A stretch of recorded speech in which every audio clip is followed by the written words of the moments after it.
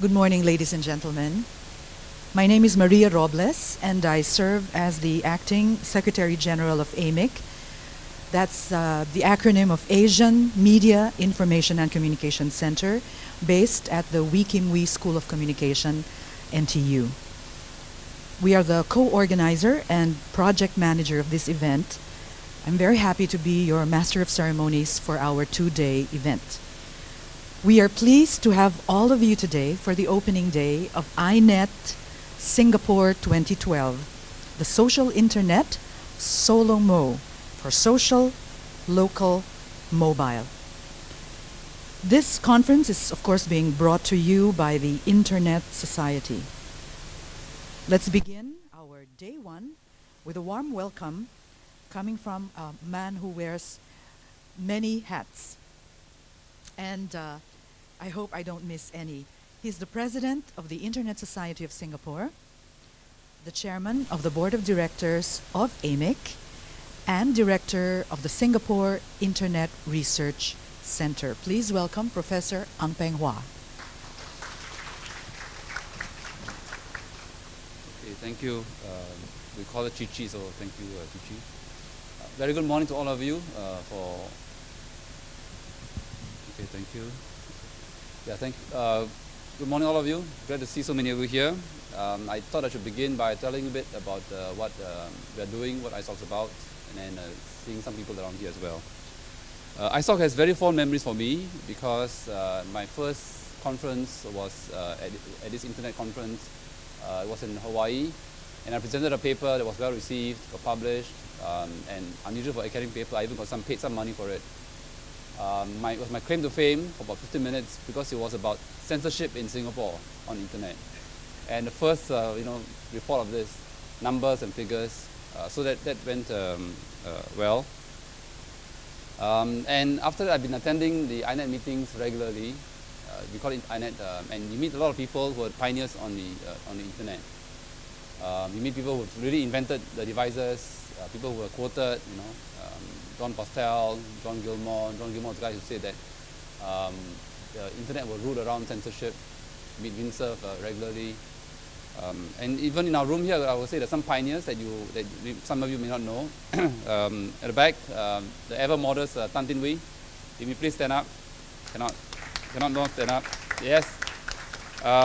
Dr. Tan is among the first group of fellows appointed to the Hall of Fame of the Internet Society.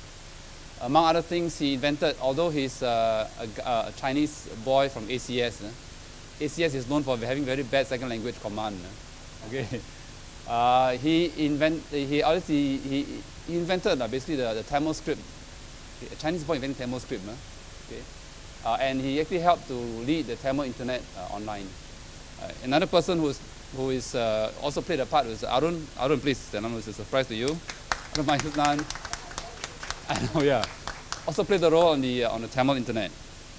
In our room also with some people from Internet Society itself. Kathy Seberg, Director of Strategic Marketing. Okay. And then next to her is Tip. Tip, yes, I know, yeah, for Internet Society. And of course, Raj from the Internet Society. And among our local committee, I can see Wei Kiang. Can you please, all of you, Benjamin, yeah, and Grace. Grace, the Vice President. Okay, Grace, yeah. Okay. And there are a few others. Brian Tan, a lawyer, whom many of you would know, the IT lawyer, whose partner is the guy who invented the Razer devices, Razer mouse and stuff. Yeah. ISOC began because actually a few of us felt that there were some things we could do. We in fact organized the first iNet meeting 2 years ago now. We wanted it to be held last year, but we just couldn't get our committee registered in time and all kinds of formalities there. The goal of an Internet Society conference is actually to try and spread the word about Internet. This is how it began. Of course, now we know a lot more about Internet. But still, there are new things that are happening on the Internet, and the idea is to try to get some buzz, some excitement about things regarding the Internet. I hope this is what we can achieve at the end of this. The theme on solomo, social, local-based mobile media, came together after a group of us discussed and hammered out the topic. And I hope you find it useful. Some things that we are thinking about for the Internet Society. I had said that I attended INET meetings and Internet Society conferences for some time, but around the year 2001, they stopped it because the society suffered a big loss, and so they sort of pulled back. But now it's coming back up again, so funding. Internet Society at the global level is funded by the registration of the .org.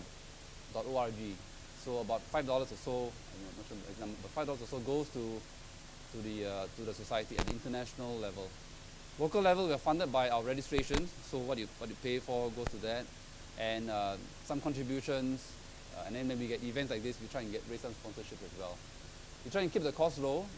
We try and invite a lot of you youth, young people in school, in universities, to get you on stream to do kind of cutting edge of the internet. So I'm glad we have meet our keynote speaker, Mr. Lu Cheng-Chuan from Singtel, telling us about some of the stuff, exciting stuff that he's doing on the internet. One thing that I had talked about with a group of people here just now was this thing called the Internet Governance Forum. Some of you will know, many of you would not. It's a high-level, UN level that is, meeting where we talk about regulation of the internet. But no, don't worry, it's not about tying your hands. Governance is rules about rules, meaning who sets the rules for governing the internet. Okay, why is the process done in this way? So for example, our .org, our .com, these are registered at the ICANN level. It's a US company, for example. Can a US company cut you off in the event of some unhappiness with Singapore, which actually happened with Iraq, when Iraq was cut off from cyberspace before the war in Iraq. So these are some of the high-level discussions. But you do meet some interesting people there, talking about governance, talking about, for example, should online laws apply offline, or offline laws apply online.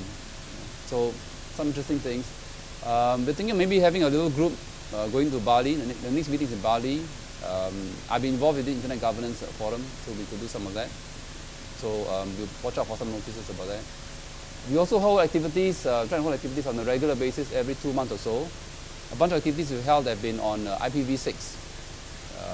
As you know, every of your device, including your smartphone, requires an IP address for the internet to connect. And we run out of IPv4 in Asia-Pac region. Asia-Pacific is booming, and we're the first region to run out of IP addresses. We now need IPv6, but IPv6 is not so popular in America in particular, because there are enough devices there, enough of the addresses there for the devices. So there's some issues with using these addresses, and we have been having some training in this area. So every few months or so, we actually have training. We're actually starting in a rather low-key manner, because we're a bit concerned about making sure it's sustainable. But yeah, do watch out for notices. We have a website that's on, and we do send out notices there, now and then. Well, I won't take much more time, and I'm going to leave this now to Raj and to Mr. Lu. So I wish you all a very enjoyable time here. Just a final note, for a conference, some of you are kind of younger than me, that is. Okay. For a conference, you're not here just to hear the speakers, but I truly hope you will also interact with each other, because the value of a conference is not just in listening to the speaker, but in talking to people and having a little network. So have a good time, enjoy.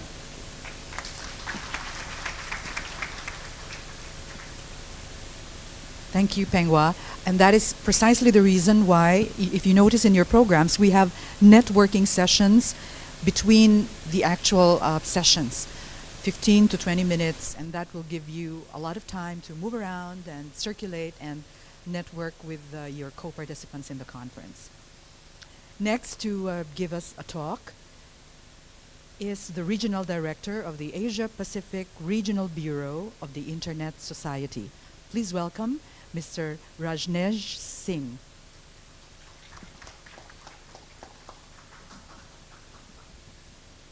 Thanks, Maria. Good morning to you all. And we're back here again after some 2 years, I guess, doing another INET in Singapore. When Penghua started off highlighting Tin Wee and Arun, I should also add that Tin Wee was also inducted in the Internet Hall of Fame earlier this year. So that's a remarkable achievement, because he was one of the very few from the Asian region who got into that rather elite club. So another round of applause for Tin Wee, I think, is in order.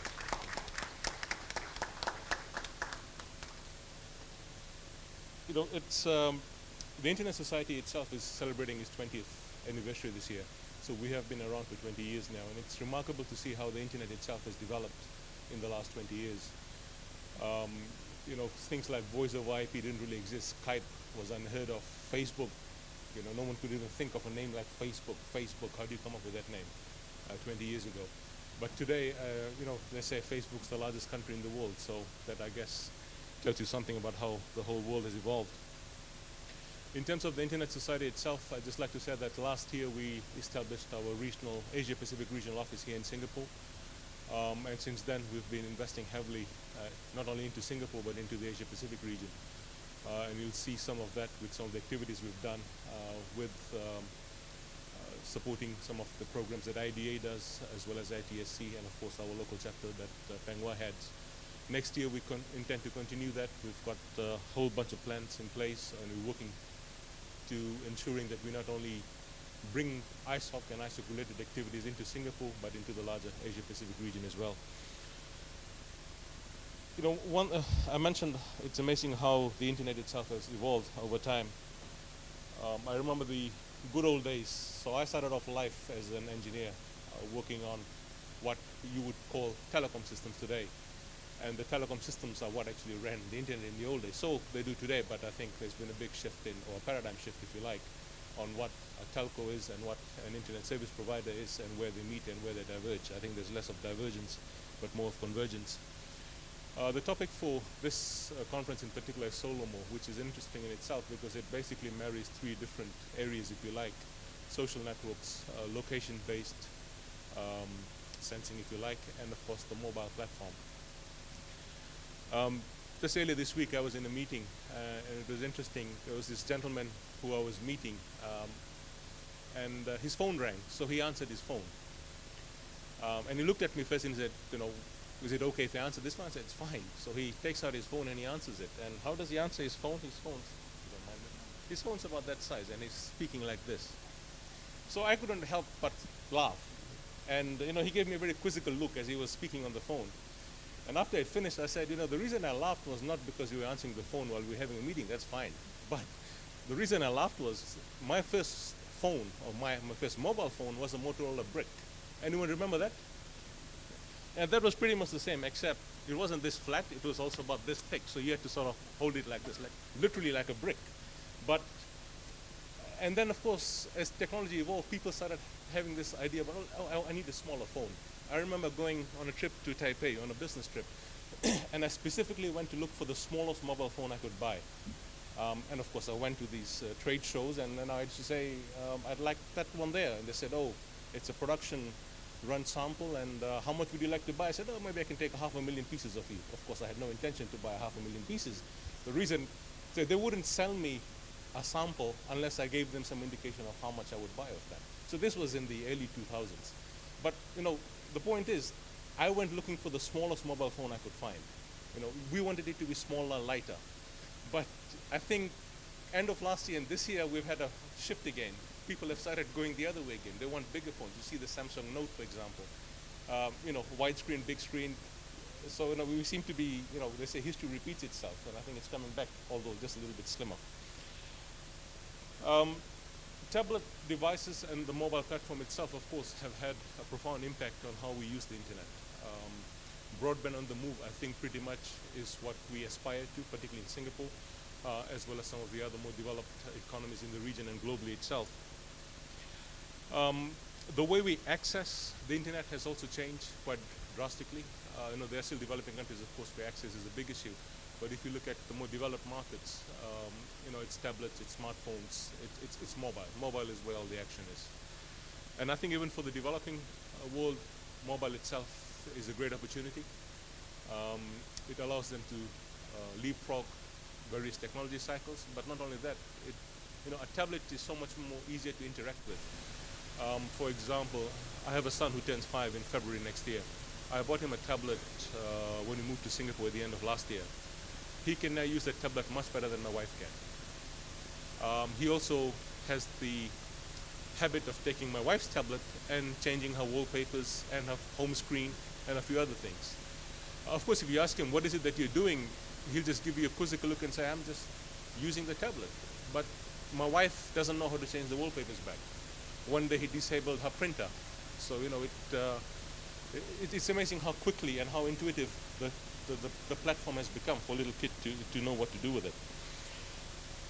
Now that brings me to the future and where we're headed. You know, it's nice that we have these various platforms. You know, we have the tablet platform, but within the tablets, of course, we have a bit of a war going on between whose technology do we use. Are we an iOS person? Are you an Android person? Are you a BlackBerry or whatever they're trying to do next person? Or what is it that you use? And I think what's also happening is that depending on the operating system you end up with, be it Android or iOS or something else, you're pretty much married and locked down to that platform. So I started off life in my smartphones and tablets with an Android phone. Earlier this year, I bought an iPad, and I also have an Android tablet. I use a Mac notebook, and at home I have a Windows PC and a Linux machine. So apart from the fact that I have to struggle and try and remember commands on different machines and different platforms, what worries me is that if I want to port my data from one platform to the other, it's not actually that easy. One of my biggest challenges was when I bought the iPad, how do I sync all my data, my my address book, my calendar, and etc., etc. So I had to actually rely on Google to allow me to do that. So, you know, a bit of a worry in some respects, because I'm not the sort of person who likes to be locked into a platform. I want, you know, if it's my data, I should be able to use it the way I want to. So, you know, as we evolve further and we do more things on the mobile platform, I think the larger policy issues that will come up will be in and around on how do we port our data. Who owns the data? You know, that's another question that pops up. But let's not get into all that, because we're talking in the more fun stuff at this event. So I'll stop right there on that. What I want to close with is that, you know, the internet is a network of networks. One of its key characteristics is that it's decentralized, it's distributed. No one owns the internet, we all do. Anyone can build the internet, anyone can contribute to it, be it standards like 10V has done, or apps and platforms like some of our private sector friends in the room here today have done, or people adding content, creating content. I think the key thing is that we need to ensure that the internet stays open, because only if it remains open will we have the continued innovation and creativity that we have experienced over the last 20 odd years. So with that, I wish you the best for today and tomorrow. I think we have some fun times ahead, and I look forward to interacting with you. Thank you so much. Thank you very much, Raj. We now come to our keynote address.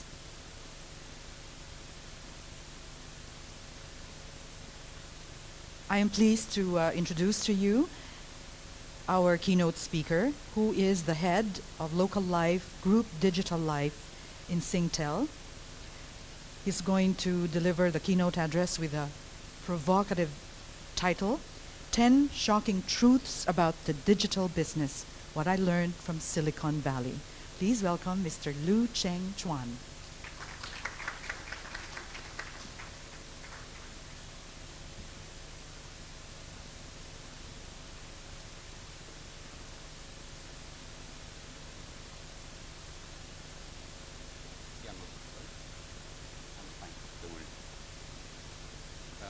Mind if I take off my jacket? It's really very serious environment here. I thought I'm in an internet conference, you know, but it seems a bit serious and uptight here. So let me relax a little bit by telling everybody a joke, okay? So I think Raj talked about the brick phone. I don't know whether you remember, but there was a time when Skype and all this kind of solution was available, but only available on the computer. So it's not uncommon, but I've actually seen people in the airport carrying a notebook with a wire walking around like that. Have you all seen before? Those were the days. Of course, the world is different right now. So good morning, ladies and gentlemen. My name is Lu, and I'm from Singtel. And I wanted to share with you some rather controversial and provocative kind of topic.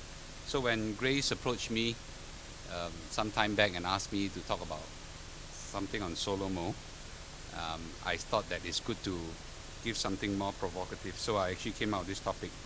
So for those who have been conned by me by the topic, I'm sorry. It may be not that provocative, but I'll try to make it exciting as ever. So maybe I start off just to talk about what I do first.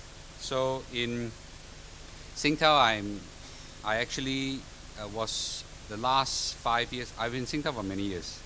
Too long that I don't want to talk about it. But over the last 5 years, I spent some time as the head of innovation. So I spent about 3 years then, and actually that's an excellent job, because in that job, I do nothing but travel around the world: Silicon Valley, New York, Tel Aviv, in Israel, Scandinavia, China, and also the country, to go and look at exciting companies and eat good food. That's just what I do for 3 years. So in that span of that 3 years, I have met in person probably no less than 1,500 startup companies, okay, in person. So if you just count that, I think I met a lot. So after 3+ years, I've decided that life is too good.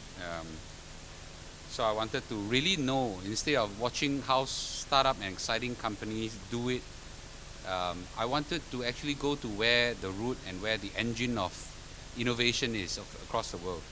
So I spent 1 year in Silicon Valley. I was there in Stanford University doing a sabbatical. And in that 1 year, I've met up with really successful entrepreneurs and failures as well. People who have failed and people who have succeeded. And there I really saw how they did it. And I'm actually quite surprised. So I thought it's an interesting topic to bring it back. So when I came back just about 4+ months ago, I was appointed the head of the local life division. One of the companies I head is InSync, so the CEO reports to me. I used to be InSync.com CEO, and then I head other functions. So can I do a bit of commercial first? I don't know whether this is a bit not very right, but never mind. Since I hold the mic right now, you guys can listen to me. Okay. So this is InSync.com. So sorry, this is Hungry Go Where. Where the hell is my InSync.com? Oh yeah, here. So InSync.com is one of the Singapore leading lifestyle sites, and we have about 1.9 million users that comes to our site every month. Out of Singapore, probably about 3.5 to 4 million online users. So that's a pretty big one. One of the top selling content is not just news and food and whatsoever. In particular, on top of news are generally all the scandalous news and things like that. But that's where we found identity, and it's not very usual for a Singtel entity to go into topics that are not very good, okay? Then we bought over Hungry Go Where. Now this is a topic by itself that I'm going to cover, okay? Hungry Go Where, and I'm pleased to have the Hungry Go Where founders with me right now, and they are actually amazing. We also launched TableDB, a restaurant reservation site. We have about 140 restaurants right now with us. I think we are going to overtake Chop by end of the year, and we also have a deal with Reserve It, and Reserve It is going to come with us as well. So we have a very large footprint on food business because I love food, so passion is there. I also have a Australian site called Eatability, which is basically a Hungry Go Where equivalent. I also run the Optus Zoo portal, which is an InSync equivalent in Australia. We partner a lot as well, and we partner with an amazing company called Tasamigo. And this is quite amazing because when I was in Philippines, when I came back, I saw that the unemployment rate was 41%. 41%. And I said that, isn't there a way to help the world to become a better place to live in? So we found this company, which is a local startup actually, by some university school boys and girls. And they actually bridge odd job. So people who have odd jobs and people willing to give odd jobs, we bridge them together. We launched it in Singapore and over 2 months ago, and we have got about 2,000 to 3,000 runners right now, 40, 50 tasks posted a week. I say that's good enough an experiment. We're going to launch it right now in countries like India, Indonesia, and Philippines whatsoever. And of course, hopefully it will make money, but really this is more a social enterprise rather than a commercial enterprise. This is another startup we partner called Jobbiness. This is where it is a Hungry Go Where for jobs. So you go, right now you want to know more about Singtel, you come to this site and see what people talk about Singtel. I advise you not to look at it because it's quite bad. But you can find more about companies, what people say about companies, the salaries. Nobody knows what the salaries until today and things like that. It's an amazing website. I encourage everyone to go in, jobbiness.com. It's launched in India, it's launched in Singapore and Australia as well. So right now when we do quite regional. So that's enough of commercial, but that's kind of introduce what I run for a business. And let's just go into the presentation itself, okay? I actually networked a lot in Silicon Valley when I was there. I met up with top entrepreneurs, top corporate leaders and things like that, and I just put up a few here. And I was blessed in Silicon Valley, in Stanford University, where a lot of the top entrepreneurs came.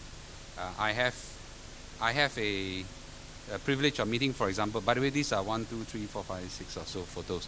I've got about 80 of such photos in my Facebook, so if you like to take a look at them, please just be my friend on Facebook. So here we have Eric Schmidt himself. He's a professor at Stanford itself. This head of innovation in Cisco. This is one of the founders of Salesforce.com. Guy Kawasaki, one of the chief evangelists of Apple. Guild Group CEO. By the way, she is 63 or 64. She was quite nice. I said, after the talk with her, we have a chat for about 20 minutes or so. After I said, can I take a photo of you? She's sure. She gave me a hug. I said, okay, if you give me a hug, I should give you a hug back, right? I just realized her waist is thinner than my thighs. So actually, she looked amazing for 62, okay? It's okay to laugh, by the way. Yeah. So, this is MySQL, MySQL, the programming language, MySQL CEO, founder as well. This is betfair.com, Eduardo Severin, the Facebook guy who got screwed by Mark Zuckerberg. But of course, he still got a lot of money, right? Okay. Anyway, I spent a lot of time networking and more importantly, trying to find out what exactly make you guys successful. And also network with some of the guys and what makes you guys fail. And I found out some things that are actually quite controversial. And sitting amidst of us is not just students, or some successful entrepreneurs as well. And you may not agree with some of the things I say, but this is what I observe. So let me be a bit controversial. I'm happy to be challenged. And let's go to number one. Number one is that you really need a damn big market. Okay, and many of us here, sitting here, play in a small market called Singapore. Maybe stretching a bit, But really, if you look at it, most of the successful internet startups, where are they from? Number one, USA. A GDP of $15 trillion a year. I think it's US dollars, 15 trillion. And most of the internet startup comes from there. It's a homogeneous market. This is where we see most successes. Where is the next successful internet country? I think it's China. Controversial, but I think it's China. Look at the GDP, 6.9 trillion. And you need that kind of market to sustain good, powerful internet startup if you want to play one market. Japan, 6.4, and there's quite a lot of internet companies that are successful. Gradually, as you go down to UK, France, India, all these smaller countries, you begin to see that the successful startups actually shrink tremendously. Australia is 1 trillion, and I'm playing the market right now. Indonesia 0.7, Thailand 0.3, Malaysia I think it's 0.2, maybe a typo there, Singapore 0.2. We are really operating in a very small market if you just look at Singapore. If you want to be successful, let me be controversial, you need to play in a big market. You cannot just touch one country, and even you can touch one country, if you're successful, it will be a small footprint. But if you combine, let's say, the whole of Southeast Asia, we're looking at $4 to $5 trillion market on GDP. I think it's a sizable market to play. In fact, that's what we are testing right now. When we launch any application, we just cover and peanut butter across 4 or 5 markets. I just now spoke to Prof. Ang, and I think one of the nuances we see is sometimes some things cannot be peanut butter across. For example, you guys know I'm in a food business. In fact, my size kind of show it right now. But in India, food delivery is a big thing because people eat at home a lot. You try food delivery in Singapore, nobody buys anything because just downstairs is just nearby is food. So there are such nuances around you to be mindful of. But other than that, I think first thing you need to take note of, if you just want to play in Singapore, my advice to you is, it's going to be tough. It's going to be tough. Okay, play in a big market. The failure rates are amazingly high. This is amazingly high. I used to think it's 9 out of 10. I didn't realize that it's a lot higher than that. And I've been meeting a lot of startups. Out of the 1,500 startups I met, and if you combine my colleagues colleagues as well, we probably meet 5,000. We see less than 100, or maybe less than that succeed, 50. And the reason is the failure rates are really high. And mind you, we really look at companies who are gain funding, we have some tractions, have gone to market with some base. The failure rates are amazingly high, and that is something we need to be aware of. Now, it's no reason to say that just because it's not because you're not smart, not because of exposure, but it's just law of businesses and in the online space as well. So what's the antidote for this? I think the antidote for this is really try a lot. And that's why most entrepreneurs will tell you that when you fail, you try again, fail, try again. And also come to an advice I saw is don't throw all your eggs into one basket at one go. It is very painful to see many of the entrepreneurs that we work with, and we support quite a lot of entrepreneurs in Singtel right now actually, but we see them throw all their eggs in one basket. This is going to be a hit, and after that they walk and become a walking dead. You know what's a walking dead? A walking dead is a company that doesn't fail but doesn't succeed. And actually that is what I call worse than I learned from Koh Boon Hui actually, one of the top businessmen in Singapore. Rather you fail or succeed and don't stay in the middle. If you stay as a walking dead, it's actually very painful. So there are a lot of companies that stay in a walking dead situation and they struggle for some time. So my moral story behind this, because the failure rates are so high, you have to prepare to try a lot. And in insing.com, when I took over as a CEO from the previous founding CEO, the company was burning cash like crazy, and we have so many problems in the company. None of the things are working. We're fighting against Hungry Go Where and we lost. We're fighting against all news agency and we lost. We have shopping content that people don't read and so on. How do we overcome it and turn around? We used to have less than 1 million readers, and most of them are bot visitors. We use a lot of SEM, Google AdWords to drive take-up. We tried 14 initiatives over a span of 1 year. 14 major initiatives. We tried a lot. Games, news, everything, 14 initiatives. Some of them I'm quite paiseh. You know what's paiseh, by the way? Okay, I'm quite embarrassed to talk about. Out of 14 initiatives, make a guess how many succeeded? 2. 2 succeeded. We succeeded in 2 business out of the 14. 14 means 12 crash and burn. That is very unheard of in the telco business. In the telco world, when you launch 14, you want 15 to succeed. The kind of thing, right?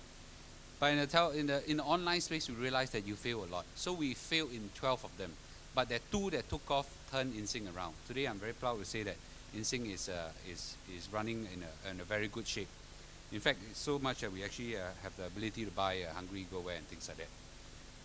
So my take is that you really need to try a lot. Be prepared, be prepared to try a lot.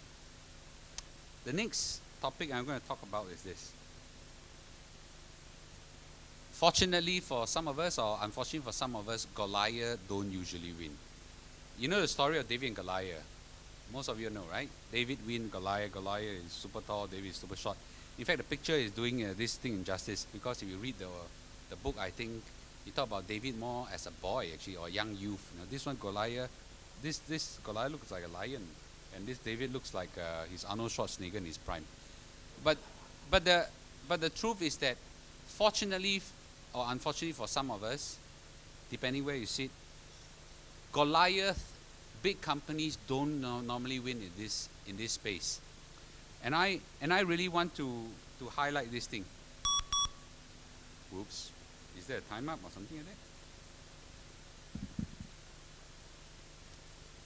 Okay, the power wasn't up. Okay. So InSync, with the full might of Singtel behind many years ago, went against Hungry Go Where. Hungry Go Where is launched ahead, and by the way, before Hungry Go Where was a few other companies as well. Hungry Go Where was launched, and they gained massive traction. Then InSync decided that we will, as Singtel, insync.com will launch, and we also launch a food search engine, food channel, and we throw millions of dollars into marketing, into driving, take up whatsoever. Hungry Go Where, with 3 founders and scrappy company. I was told that in the offices have rats and things like that. Spend over the span of their whole lifetime $5,000 of marketing. $5,000 marketing. InSync went against them and lost terribly. Terribly. Because big company don't win. It's a very frank truth. I'm just gonna make, since Grace is not in this room right now, right? I'm just gonna make one slight comment. I actually see right now ST Property, ST Jobs marketing like crazy over the whole island. I'm saying you're gonna go against Property Guru, go against Job DB or whatever, buy them. Don't try to beat them. You can't win them now. It's too late. We went through a phase of that difficulty. We decided in the end we can't beat them, just buy them. I'm so happy that Hungry Go Where is with us now. They are. Imagine the amount of money we're plowing. Have we not saved those money? Would have bought Hungry Go Where at an even cheaper price. So it is an amazing thing to know that Goliath usually don't win. Why? Why is it so? The mindset is wrong. The mindset is wrong. For example, I don't believe that offline, we launched offline. We took up bus ads. By the way, I think ST Property is doing that now. So we took up bus advertisement. We do full print ads. We launch online campaign or whatever. This Hungry Go Where just did one thing. They did what we call search engine optimization really well. They did it so well that one day I got a phone call from Google, and it's a very harsh voice. We're going to put you on top of our list now. Bye. Boom. Overnight, the traffic shoot up. There's no way once you're on that list, you can beat them. So it is that realization that, wow, Goliath actually don't win in this space. So with this note, actually Singtel went aggressively go out right now. That we went to invest, we partner, we buy, and things like that. And it's very exciting to hear that that when you bring in all these new startups into your environment, Goliath actually become Davids. So what's the story behind this is that if Goliath usually don't win, then what should they do? Goliath should create Davids and leave them alone. Let them be David and keep them away from the main company. So today, InSync and Hungry Go Where and all the companies are parked far away from Singtel. The exact location is far away. The people are kept far away. We manage them on arm's length. So this is something I learned. I tell you just one last story on this one. Microsoft, many years ago, decided that we're going to launch a world's encyclopedia. They hired the top brains of the world. They spent hundreds of millions of dollars creating what they think is the biggest encyclopedia of the world. A few scrappy, not even entrepreneurs, a few scrappy people came together and just said, we're going to start something called online Wikipedia. And they're trying to crowdsource. No one is paid on this whole thing. Today, it's quite clear who's the winner. So let me emphasize that Goliath usually don't win, and that's an encouragement to many of us here who are startup as well. This is a controversial topic. I think solomo is an important thing. It's a trend that you cannot fight. In fact, it's a tsunami that's coming and you got to ride on it. But you have to be prepared. There's little money in mobile right now. I'll use my example from InSync. Oh gosh. This is insync.com, and we try as much as possible to monetize the mobile portal. The mobile portal attracts about 30% of my page views whatsoever. Lots of people go to mobile to read my content and watch everything. Unfortunately, I can only sell this much of advertising space. And advertising space, at least in our part of the world, they don't really sell very well. Okay? At best, you get a CPM of about $5, you'll be happy already. Look at InSync, we blatantly, actually it's quite bad, but we kind of bastardize the site, but we put advertisement here, advertisement on top. So it's easier to monetize. But my point is that solomo mobile right now, it's very difficult to monetize. So again, back to my topic is, be prepared to drag it out. One day the turn will come, but unfortunately I don't see it now. I don't see it now, I don't see it in Silicon Valley.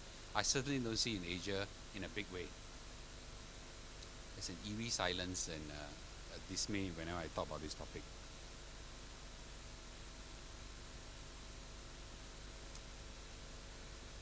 This is an interesting topic.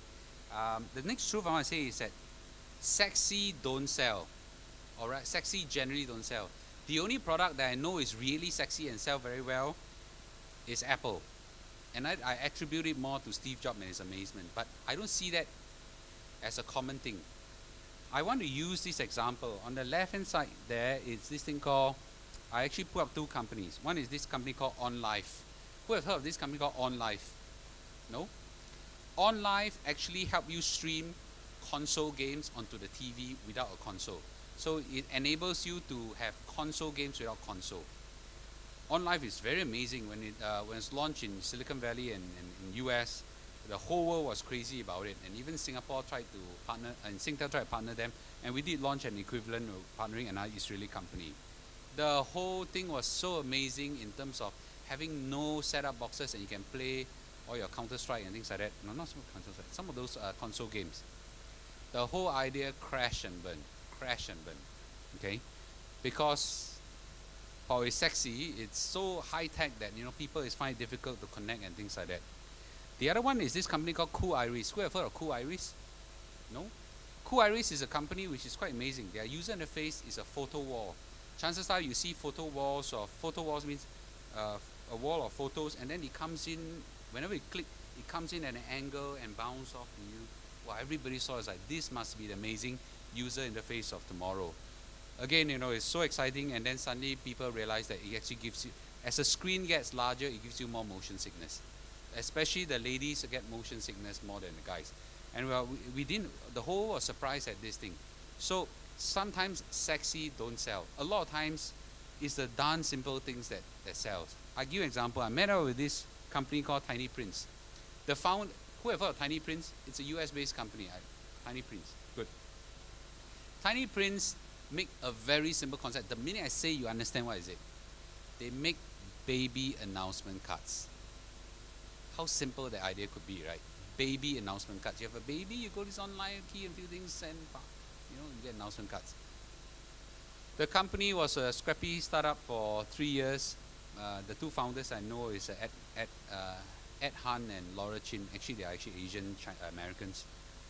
The company was sold for $333 million to Shutterfly. $333 million. Such a simple concept. And across Silicon Valley, there are many of such stories. Simple stories like this. And I want to say that let's not get fanatical about sexy business. Let's not get fanatical about cool wow technology, where sometimes simple ideas work. This is something I'm going to say in passing. I think it's quite important to say that most of those single country players in Southeast Asia, when they succeed, they actually don't make really a lot. Of course, there are some that make a lot, but I'm talking about the new stuff. I see majority as compared to Silicon Valley. In Silicon Valley, when you hit it, it's in hundreds of millions of billions and things like that. In Southeast Asia, and I'll just quote one entrepreneur we're now very close to. I'm not going to talk about who his name is and things like that. He started a company, sold a company for $12 million, and a part of it goes to the VC, and he shares with 3 other co-founders. And because he stretched over 5 years, because he struggled 5 years, he actually came from civil service as an admin officer. It's a fantastic career and things like that. So we actually calculated, and we're having a fun time with him. We actually calculated, have he stayed in the admin service for 5 years, and have he right now just amortized the payout that he have here and spread it across here? We calculated quite neutral, quite neutral. So we realized that really the market to play, you have to be big. You have to be big, you have to be bold to take on a bigger market. Do you know where Sand Hill Road is? Sand Hill Road is in near Palo Alto in the Bay Area. That's in one road, and it's actually quite in a countryside kind of road. It's where all the venture capitalists of the whole US is based. I would say 90% of US are based in one road, and the road is not very long. The road is even shorter than Orchard Road itself. In that one road where all the VCs are, I've got friends from Asia trying as much as possible to raise funds there. Almost never succeeded. Yeah, you cannot raise money from Sand Hill Road easily. There's a company that we work with is actually invested by Waldo Severin. I won't quote the name. They're all run by Ang Mohs, Caucasians.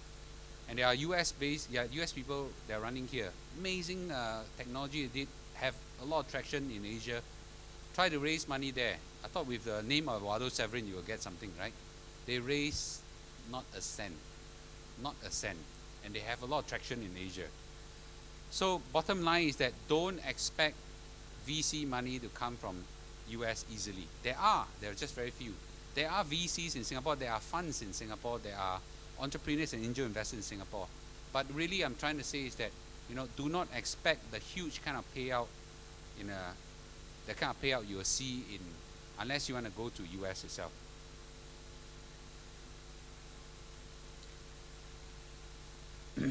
Solomo is an interesting topic.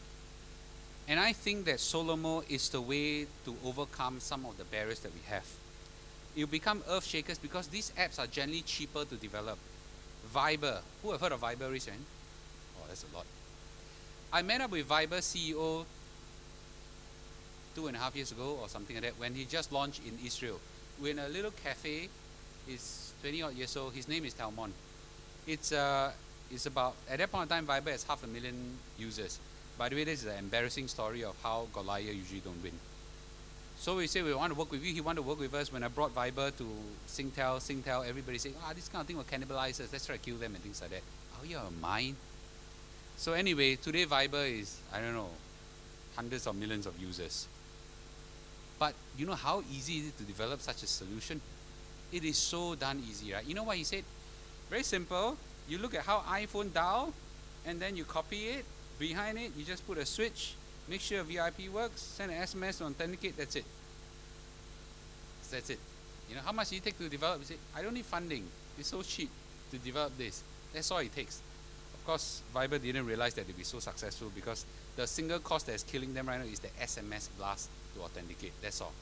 But imagine that is the biggest cost. I would imagine that servers, connectivity, all this. But that's all it costs. There's a game called High Noon. Who has played High Noon before? Let's see, man. Well, not a lot. High Noon is a Wild Wild West shooting game. Actually, it's done up by a startup in China, but it's all run by French. In Singapore, it was one of the few games that run wild in Singapore and Asia first. Then it went over to US. And to develop a game is actually very simple. You locate people around you. It's a social game. It's on your mobile, and you shoot at each other. Such a simple game. It's so exciting. At that point in time, I was level 1 to level 30. I was level 27 and things like that, and I gave up the game because it was so tough. But that game becomes so social and more. And today, the company is a different world. The world of today, right now, because of Solomo, enables many young startups to take on a much bigger footprint. We're talking about a global footprint right now. We're no longer talking about, localizing ourselves. And Solomo gives us that opportunity. This is a controversial topic. Foreign talents in Singapore. In Singapore, and I can assure you Singapore hates foreign talent as a whole. And it's quite a big problem. When we were in InSync was one of a few agency online that actually streamed the election rallies live. Because we had the full power of Singtel, they pull fibers here and there, and then we could launch it. No other guys could do it. And then I realized that all the comments about whenever a PAP candidate comes out, and then we talk about, we need to be more inclusive to our foreigners, friends. I tell you, the amount of negative comments were so bad. So I was trying to moderate that a bit. So I went in, but I think the foreigners are helping us, things like that. Then the whole world whacked me. It's so bad, it's so bad. And the amount of controversies right now revolving this, right? Look at Silicon Valley. Who makes up Silicon Valley? We need our ex-prime minister to come out and say that please try to embrace them. Prime minister say everybody try to say it is useless. Look at Silicon Valley. It's one of the conference that they have in Silicon Valley. You only see probably 1 or 2 or 3 Caucasians. You have a African here. You have probably this guy look at Japanese. It's a world of. You go to Silicon Valley right now. When you meet a startup company, they are started up by Russian. You start up by African. Start up by Mexican. Start up by all sorts of strange. Why is it so? Because the best of the world comes to Silicon Valley and make Silicon Valley what it is today. And here we are in Singapore trying to resist them. Are we out of our mind? You know, these are the kind of people that will make us, make our future tomorrow. So this is where I really think that this is a shocking truth about Singapore versus Silicon Valley. We need to be inclusive of these foreign talents, the foreign entrepreneurs. I'm a person who came out of the Singapore education system. Did very well in school, went to NUS, I think it's run by NTU more because of Prof. Ang, you know, and things like that, got a first class honors and went to Stanford University and things like that. I end up what, a corporate person. Because, why is this so? Because the culture of Singapore is generally not very enterprising. This is not my comment, this is Koh Boon Hui's comment. Yeah. But I think that when we are able to be inclusive towards these people, we will certainly change our society fabric. Okay, we will be different tomorrow.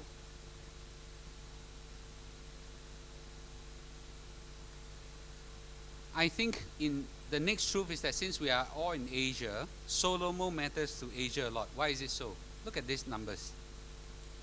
This row is PC penetration. This is a PC penetration. Hardly anyone above 20%. Nothing. This is India, Indonesia, Philippines, Thailand. These are big countries generally, much bigger than Singapore. Look at the mobile penetration. It's amazing. It's amazing. And these are the kind of reasons why when we now launch application, we stop going to PC first and we go to mobile first. You know, this is the way we should work on right now. I have a closing comment, and it's actually a story. I want to say that many of us here are very smart. In fact, I met up with the country manager of Google.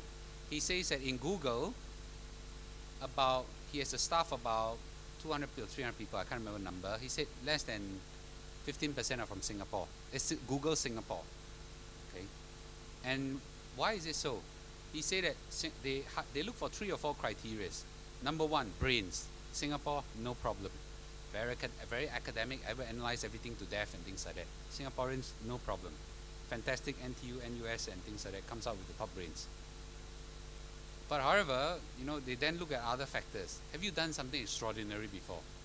Climb the highest mountains, go to the deeper sea, save the world, or things like that. Almost can't find anybody in Singapore doing that. You know, enterprising spirit whatsoever, and they're able to just check it out. When they interview someone, and the interview process is about, I don't know about here, but interview process is about 14, 15 people, 15 levels. When they interview someone, they look at a pair of eyes. They forget about what you're talking about. Because you can BS, yes, this bullshit. You can BS what you're saying, but you cannot hide that eyes. Your eyes will tell you whether you have the passion. Okay? And this is where I want to end with this story. It's quite amazing. This is not really an online startup. I met up with this gentleman called Kirk Hawkins. Kirk Hawkins, from young, when he was a boy, he went to a air show. Singapore probably got one air show, in US probably more air show. And I was there, I actually saw the air show, it's quite amazing. He went to air show and saw all the planes flying around and things like that. And he saw in particular one group called Blue Angels. Blue Angels are the ability to have planes fly like less than 1 meters apart under the Golden Gate Bridge up and it's very exciting. He fell in love with planes. And he told his dad, "Dad, I'm going to be a pilot one day." And Dad said, "Good, you know, in Singapore, you know, first question is, do you wear spectacles, right?" Okay. So he went and took up flying school, and he was teenage, he would start flying a plane already. And then after that, what did he do next? He then went to the military. He said, "I want to be an Air Force pilot." Fought in Afghanistan and Iraq and things like that. And came out of it and became a commercial pilot. And after he came out of it, then he decided that, you know, after a long stretch, he said, "I've been pilot for too long, man. I need to take and then like all people with midlife crisis like myself, we all go to business school. So when he was business school, he then said that, "Wow, this is how startup are made," and things like that. Okay, I'm going to start a startup. And so what did he do? He said, "I'm going to be an airplane company. I'm going to make planes." You say, "Are you out of your mind? You know, you're against Lockheed, you're against Airbus, Boeing, all this kind. Are you out of your mind to start an airplane company?" He said, "No, I'm really going to start an airplane company, right?" So you know what he did? And then he took on some advantage or some change in regulations that, you know, if your plane is small enough, you actually don't need a license right now and things like that. So he actually raising funds, coming out with designs and things like that. She managed to raise maybe $2 or $3 million, and he spent all of it in the design. And after he went to raise another round to build shells and things like that, by the time he raised several funds, his company is just left, I think he's left with maybe about 5 or 7% of equity. People ask you, as an entrepreneur, you only left with 5 or 7%? Your company is not even successful yet. And that point of time was 2008, 2009. And the company managed to now build the shell of the plane, the shell. That means no engine inside, no steering, nothing, build a shell of the plane. And it went to the air show and people were excited about it and things. And then 2008, 2009 financial crisis hit. The company was out of cash.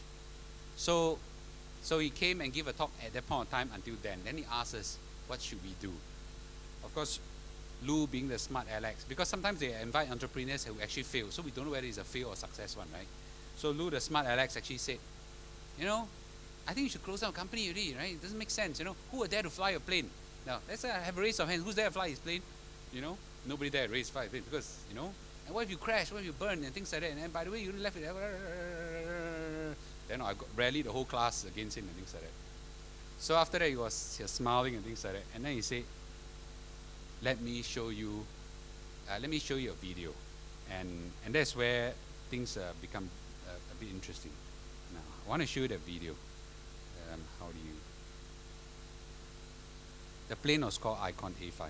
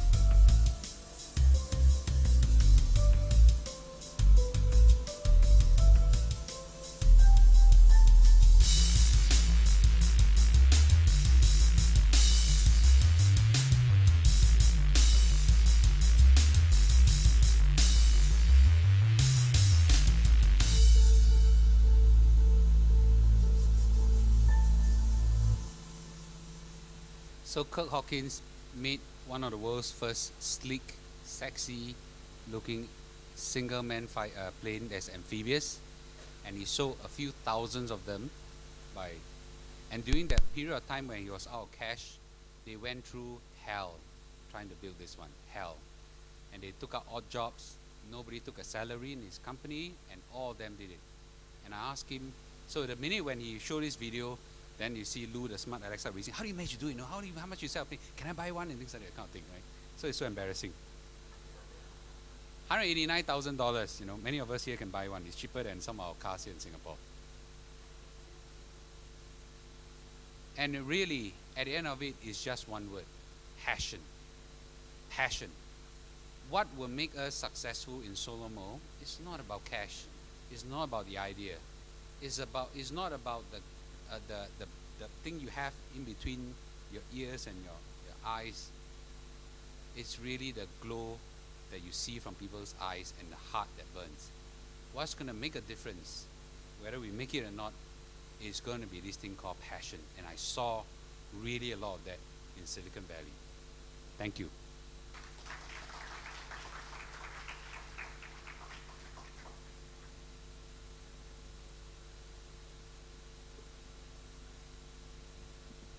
Thank you very much, Lou.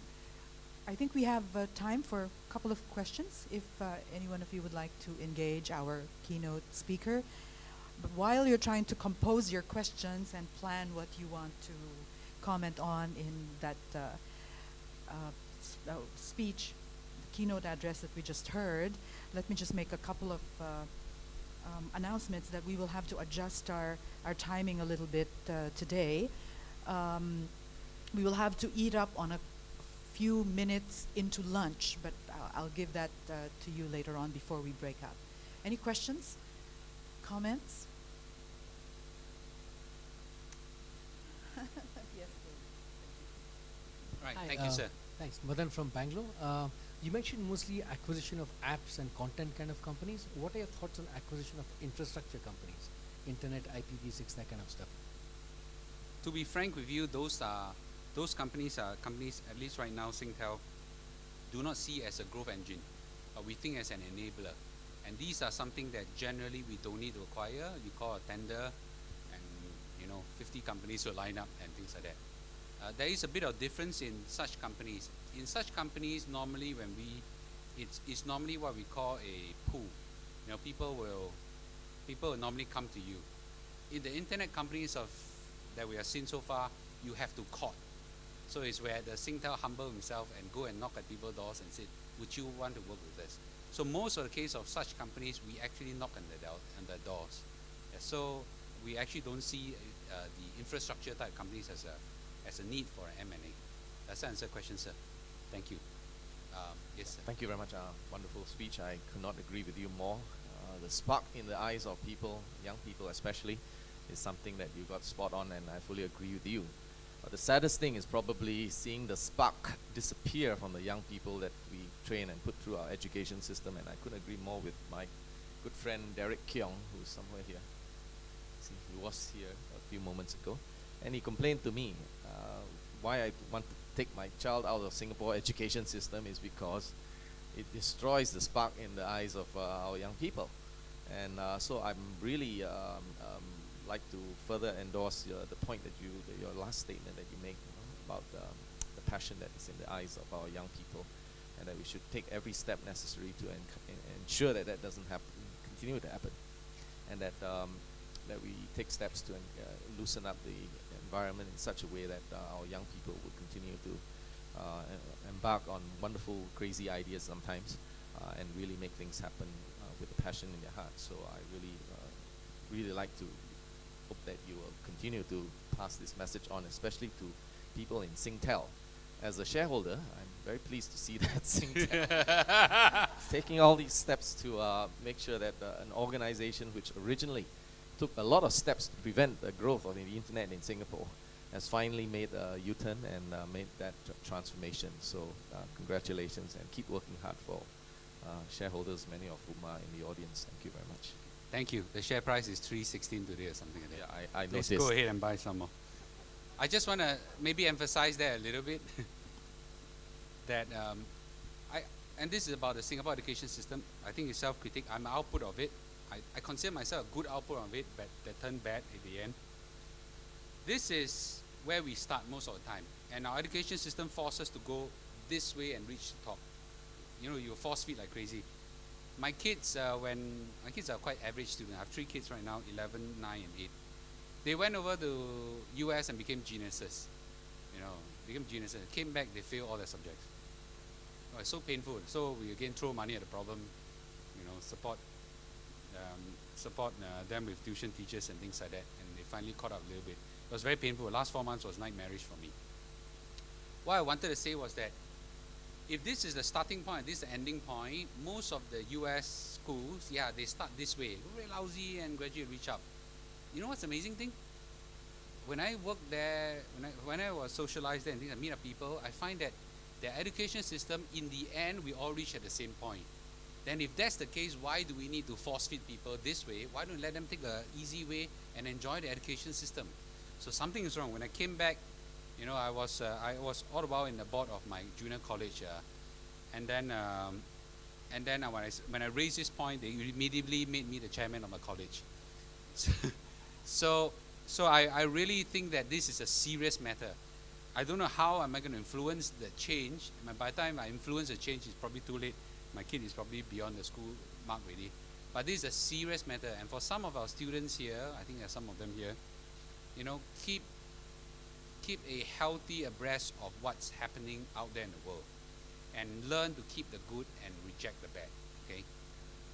And this is a dangerous statement, is to say in front of professors, but I'm actually saying that, sometimes our education system don't exactly produce the kind of entrepreneurs we want it to be. Okay. Yeah. Can I have the next question, please? Yes, ma'am.